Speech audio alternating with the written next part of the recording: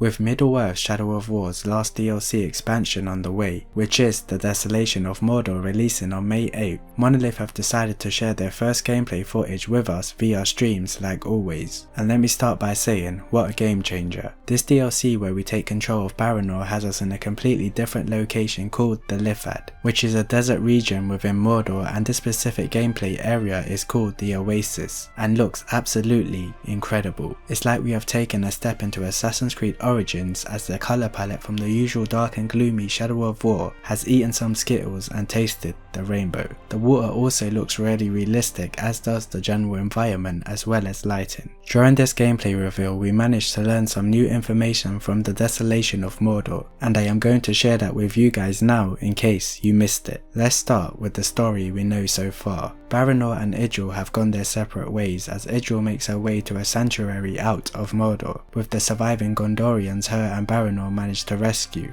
whereas Baranor has journeyed to a region called Lithad to establish a Gondorian holding within the desert location of Mordor, as he tries to raise an army of men made up from mercenaries such as the Vanishing Sun mercenary group, who currently owe allegiance to the Marauder tribe who run the local fortress within this area. Now, here are some neat facts about the Vanishing Sun mercenary group. They work for the man or orc that pays the most gold. They are made up of Easterlings. They fake bandit raids so the Marauder orcs will keep paying them to take care of the bandits even though there aren't any, since the Marauder tribe do not want to deal with any trouble themselves unless it involves gold or grog. Lithad, the desert region, will be home to Numenorian ruins as well as artifacts that we can explore and obtain. An example of a ruin is one we see within the gameplay footage within the background. An example of an artifact is the gauntlet Baranor wears on his arm that has various functions, with one of them being a shield. And my guess also is that it has a rope dart function to help jump from high distances as well as to pull enemies close within combat. We also get to see a giant statue similar to that we see within the Lord of the Rings movies, which was left by the Numenorians, and I myself thought it was quite cool to see. While on the subject of Numenorians, the artifact we find left behind by them will also have to be fixed, and we will meet an old friend of Talion's, Torvin, the dwarf from the first game, to help Baranor make these artifacts functional. Being within a desert also means sandstorms, and you guessed it, in the Desolation of Mordor we have sandstorms, accompanied by wereworms, that come in different sizes from medium big to gigantic, and can be used within combat to help win a fight, as apparently they are attracted to some sweet grog.